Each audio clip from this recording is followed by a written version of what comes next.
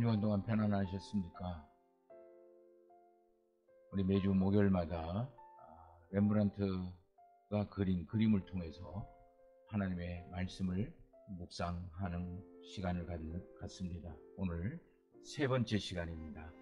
우리 오늘 잠깐 기도하고 묵상을 시작을 하도록 하겠습니다.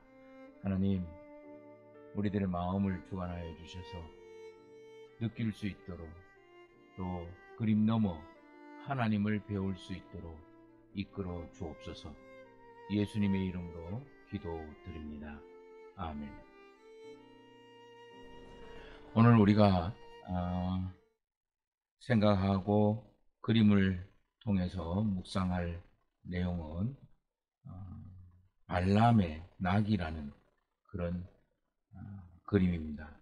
렘브란트가 1626년에 그린 그림이고, 프랑스 파리에 있는 코낙 자이박물관에 있는 그림입니다.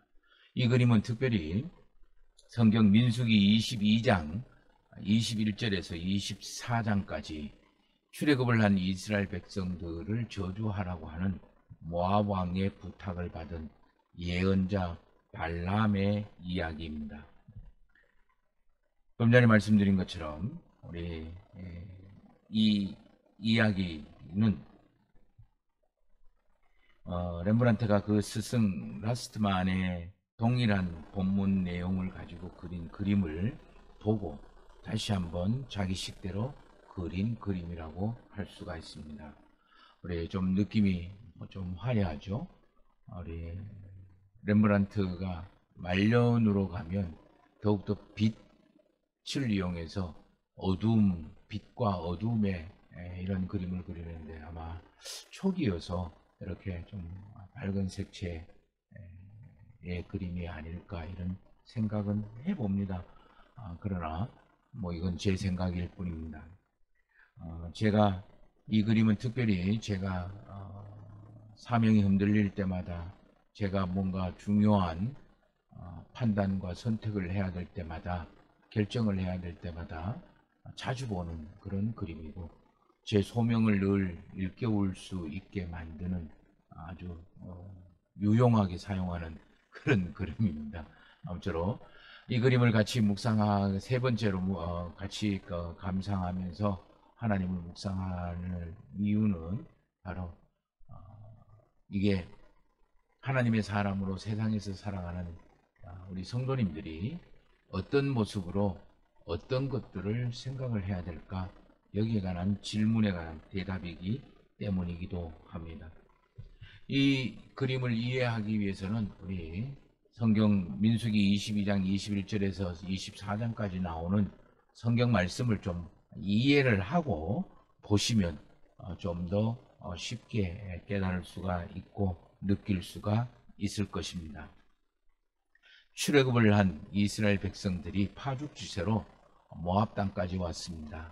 그 모습을 본 모압 왕이 이스라엘 백성들이 두려워서 그 당시 모압 땅 근처에 거하고 있던 십볼의 아들 예언자 발람을 찾아가서 이스라엘 백성들을 저주를 좀 해달라 요청을 합니다. 그러자 이 예언자 발람은 하나님께 내가 물어보고 대답을 하겠다, 이렇게 이야기를 하고 하나님께 물었습니다. 그러자 하나님은 당연히 이스라엘 백성들을 저주하라고 찾아온 우리 모압 왕의 요청을 받아들이지 말고 따라가지 말라고 분명하게 지시를 내렸습니다. 거부를 당한 이 모압 왕의 신하들이 모압 왕에게 돌아가서 아마 보고를 했겠죠. 그러자 모압 왕은 두 번째 더 높은 지위, 그리고 더 많은 금과 은을 싸서 발람에게 보냅니다. 그리고 발람을 초대해서 우리 이스라엘 백성들을 저주 좀 해달라고 이야기를 하고 요청을 합니다. 한번 분명한 사실을 들었음에도 불구하고, 하나님의 말씀을 들었음에도 불구하고 발람은 다시 하나님에게 묻습니다. 아마도 모압 왕이 싸준 금, 은, 부귀영화에 눈이 먼 것이겠죠. 마음이 움직였던 것이겠죠. 그러자 하나님은 발람의 질문, 두 번째 질문에 대해서 내가 하는 말만 전해야 된다 라는 조건부를 이야기하고 따라가게 만듭니다. 그래서 결국 발람 예언자는 모압 왕이 보낸 사신들을 쫓아서 모압 땅으로 가고 있을 때에 천사가 이 발람 예언자의 앞길을 칼을 빼들고 막고 서 있습니다. 예언자 발람을 태우고 가던 나귀는 그 천사를 보고 두려워서 무릎을 꿇고 앞으로 나아가지를 못합니다. 그러자 천사를 보지 못한 이 예언자 발람이 몽둥이를 들고 이 나귀를 때립니다. 그러자 하나님께서 나귀의 입을 열어서 왜 때리느냐? 내가 뭘 잘못했느냐? 나에게 그렇게 하지 말라. 심지어 성경에는 나와 있지 않습니다만 네가 지금 어떤 길을 가고 있는지 하나님이 막고 있는 것이 보이지 않느냐? 판단되지 않느냐? 좀 나무라듯이 그런 이야기들을 합니다. 그때 하나님께서 발람의 눈을 열어서 천사를 보게 만드는 거죠. 천사가 발람에게 이야기합니다. 나귀가 아니었으면 너는 벌써 죽었다. 내가 하는 말만 해라. 다른 말 하면 안 된다. 이런 이야기를 합니다. 결국 이런 일을 겪고 난 다음 모압 왕에게 온 예언자 발람은 3번씩이나 이스라엘을 축복하게 됩니다. 저주하려고 돈까지 들여 불러온 이 모압 왕은 화가 나서 이 발람을 쫓아버렸다라는 그런 이야기 내용이 민수기 22장 21절에서 24절까지에 있습니다. 우리 성도님이 시간하면 한번 읽어보시고 이 그림을 다시 한번 보시면 좋겠습니다. 먼저 오늘 이 그림을 보면서 우리 구도를 한번 보시기를 바랍니다. 이 하늘에 구름이 검은 구름이 이렇게 떠 있습니다. 그리고 천사의 얼굴입니다. 그리고 발람의 얼굴입니다. 거의 일직선상으로 이렇게 대각선으로 되어 있습니다. 그리고 이 세상에 발람으로 하여금 그 이스라엘을 저주하게 만들었던 요청하러 왔던 이 발람의 이 종들입니다. 그리고 그 한가운데 이 예언자 발람이 있고 그 밑에 예언자를 태우고 가던 당나귀, 예언자에게 하소연하고 항의하는 당나귀가 있습니다. 이 그림, 이 모습도 역시 이렇게 대각선으로 구도가 형성이 되어 있습니다. 그렇다면 이 한가운데 있는 발람이 오늘 이 그림의 주인공이다라고 할 수가 있겠죠. 하나님의 말씀과 세상의 유혹 그 한가운데 있는, 그래서 그 사이에 끼어서 살아가고 있는 한 사람의 모습을 이야기하고 있는 거죠. 어쩌면 하나님의 말씀을 매일 듣고 매일 묵상하면서 살아가지만 세상에 이리저리 많은 유혹들 앞에 노출되어 있고 선택하고 결정해야 하는 저와 여러분들의 모습을 이야기하고 있다라는 거죠. 결국 이 발람은 바로 저와 여러분들의 이야기다라고 할 수가 있는 겁니다. 그림을 좀 지우고 구체적으로 우리 한번 살펴보도록 하겠습니다. 먼저 발람이라는 사람의 모습을 한번 보십시다. 조금 그림을 확대하도록 하겠습니다. 먼저 손이 보이십니까? 이게 왼손입니다. 왼손. 당나귀의 고삐를 잔뜩 쥐고 자기 방향으로 당기는 그런 모습이죠.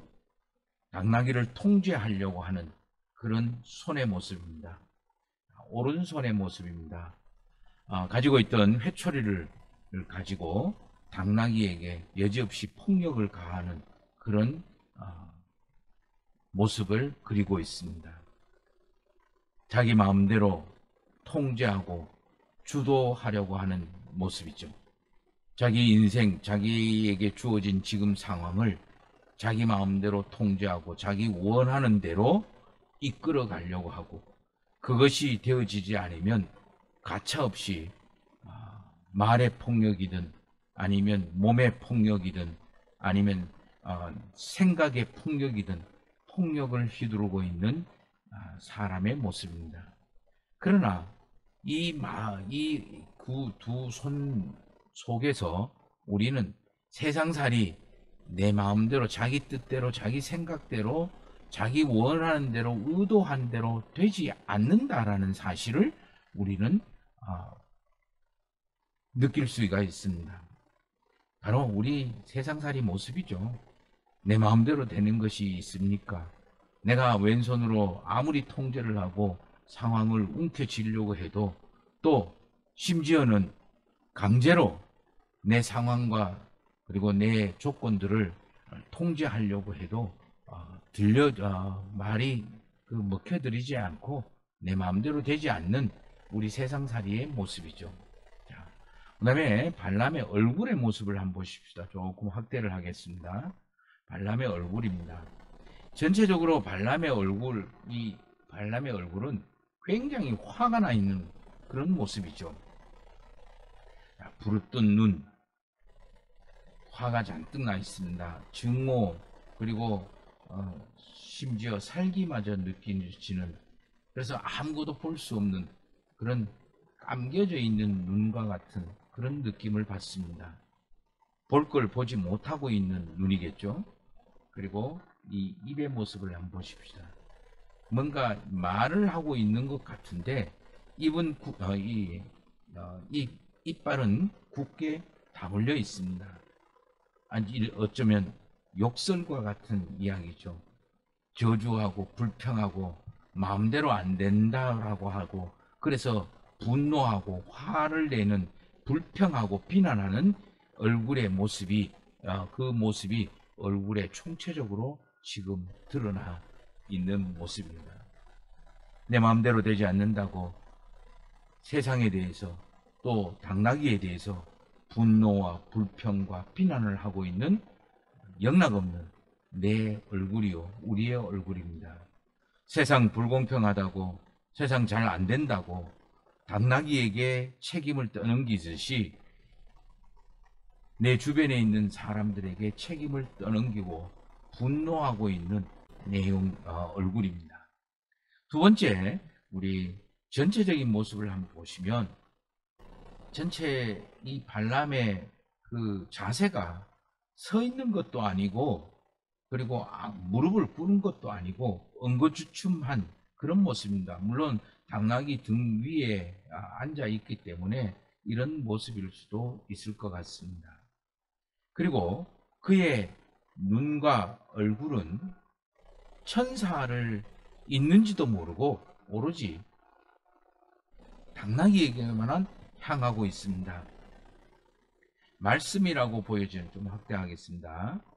말씀이라고 보여지는 듯한 그런 이 책, 종이 서류, 이러한 것들은 아마 말씀을 한 군데 또 한쪽 귀퉁이로 밀쳐놓고 너부러지도록 내버려둔 그런 상태, 하나님이 분명하게 말씀을 했지만 그 말씀을 무시하고 있는 이 발람의 모습을 이야기를 하고 있습니다.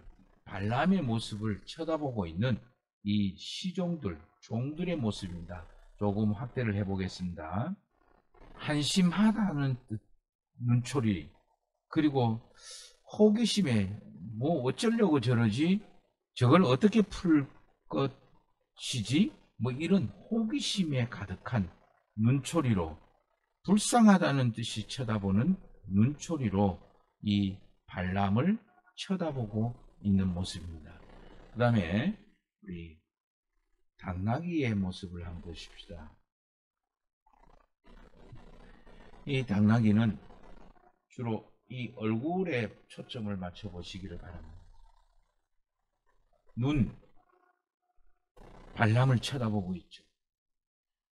좀 놀란 듯한 그런 눈초리입니다. 아마도 천사를 봐서 놀라는 그런 모습이고, 그런 천사를 보지 못하고 자기를 나무라고 자기를 때리고 있는 이 예언자 발람에 대한 원망과 왜 때리는지 이유를 몰라 궁금해하는 그런 동그란 눈입니다.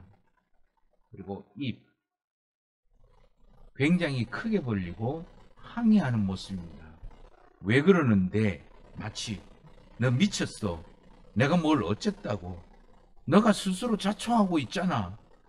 너의 꼬라지를 좀 살펴봐. 이런 듯한 말이 들리는 것 같습니다. 그리고 밑에는 완전히 구부러진 주저앉은 그러한 다리입니다. 성경에서는 당나귀가 천사를 보고 주저앉았다라고 표현을 하고 있습니다. 그리고 세 번째, 천사의 모습을 보십시다. 천사의 모습을 보면 놀라운 것을 발견하게 됩니다. 천사의 이 자세 전체의 모습하고 발람의 이 자세 전체의 모습이 너무너무 똑같습니다. 발람은 지금 나귀를 꾸짖고 있고, 하나님은 지금 발람을 꾸짖고 있습니다. 발람의 행동은 사실 하나님 앞에 선 자기 자신의 행동이라는 거죠. 발람이 자기 뜻대로 되지 않는다고 나귀를 원망하고 불평하고 그리고 분노하는 그 모습은 하나님 앞에 자기가 말을 듣지 아니하고 그리고 하나님의 통제를 따르지 않는 발람 자기 스스로의 모습이다라는 그런 이야기입니다. 말을 듣지 않는다고, 자기 통제에 따르지 않는다고 야단치는 발람의 그 원래의 내면의 모습은 결국 하나님 앞에 서 있는 발람 자기 자신의 모습이다라는 그런 뜻이기도 한 거죠. 우리는 여기서 왜 당나귀는 볼 수 있는 그 하나님을 이 발람은 보지 못할까?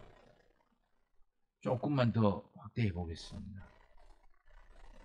당나귀는 분명하게 눈을 뜨고 있는데 이 발람은 왜 이렇게 눈이 시커멓게 아무것도 없는 것처럼 눈동자를 그리지 않았을까?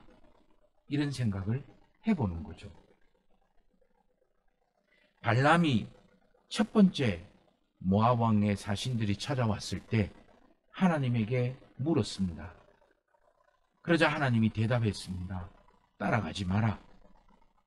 두 번째 은금을 쌓아서 가지고 왔을 때 이미 하나님이 대답을 했는 그 문제를 또다시 묻습니다. 그 묻는 이유가 무엇이었을까요?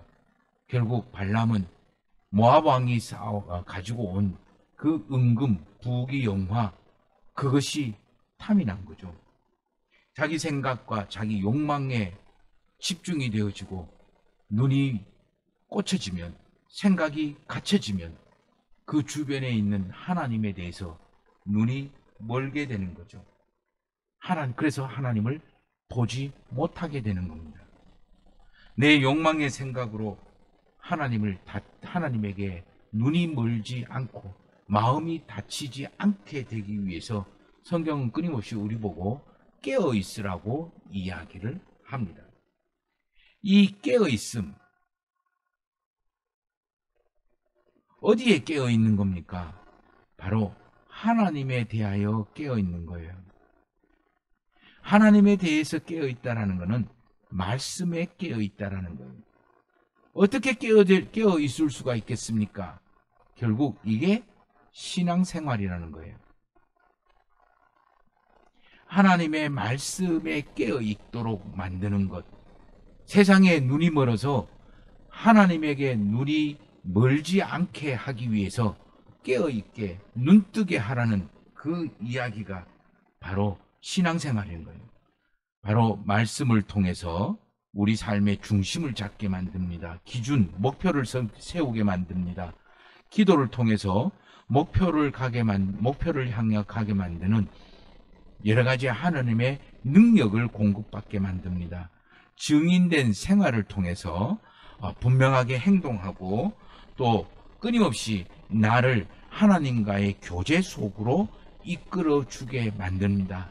이 기도와 말씀과 증인된 생활은 내가 하나님께 깨어있게 만드는 거예요. 또 두 번째, 당나귀는 하나님 앞에 무릎을 꿇고 있습니다. 그러나 이 발람은 하나님 앞에 엉거주춤 그렇게 서 있는 거예요.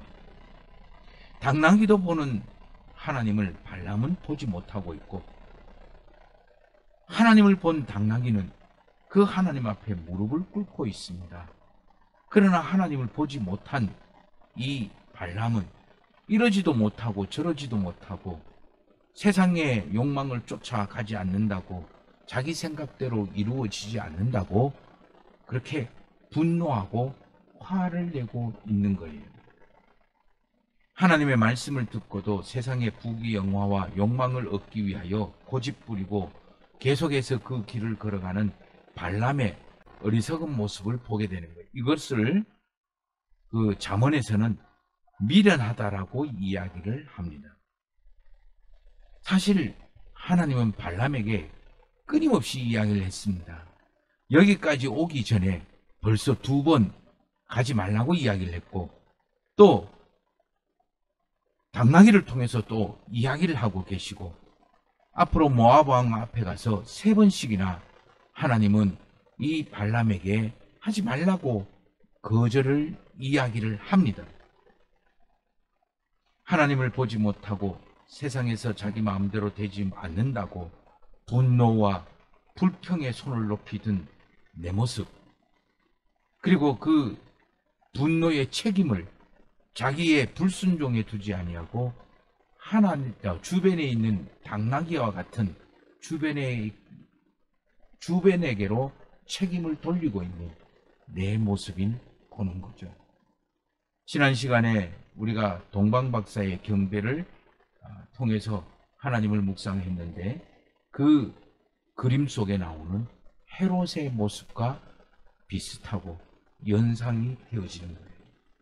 이러한 발람의 모습을 베드로후서의 2장 14절에서 15절에서는 욕망을 쫓아 살아간 하나님의 사람의 대표로 발람을 이야기하고 있습니다. 어쨌든 간에 저는 이 그림을 통해서 까닭 없이 저주를 당하고 저주를 받게 생겼던 이스라엘 백성들을 끝까지 지키시는 하나님의 그 놀라운 능력과 약속의 신실함을 보게 됩니다. 나도 이렇게 지키실 겁니다. 이스라엘이 이뻐서가 아니라 이스라엘에 대한 하나님의 약속 때문에, 언약 때문에 지키실 겁니다.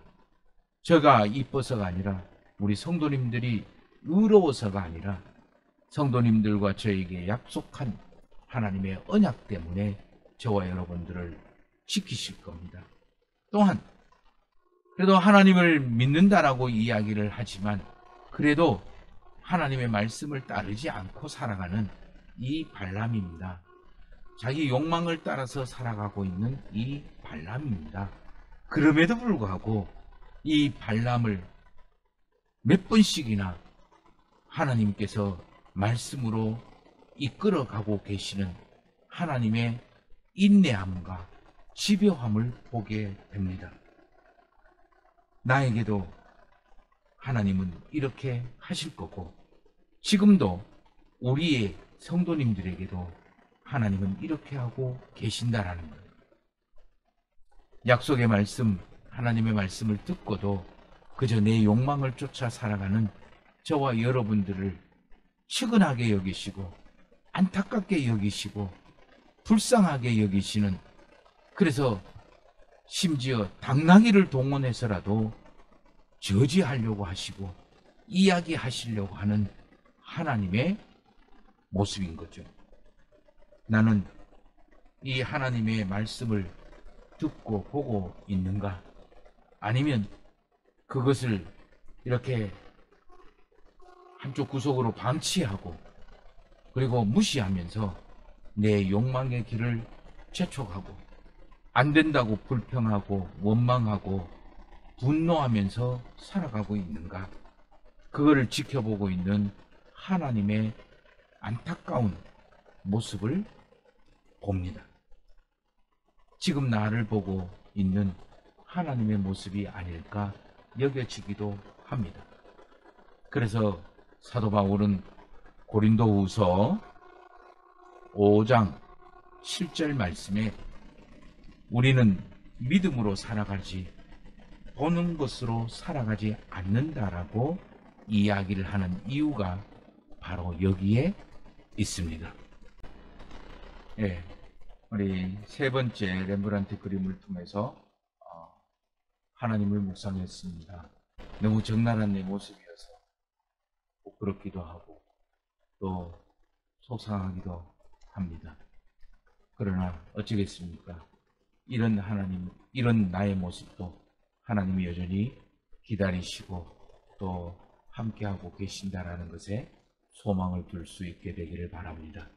우리 다시 한번 제가 느낀 것 더해서 우리 성도님들이 느낀 것을 생각해 보시기를 바랍니다.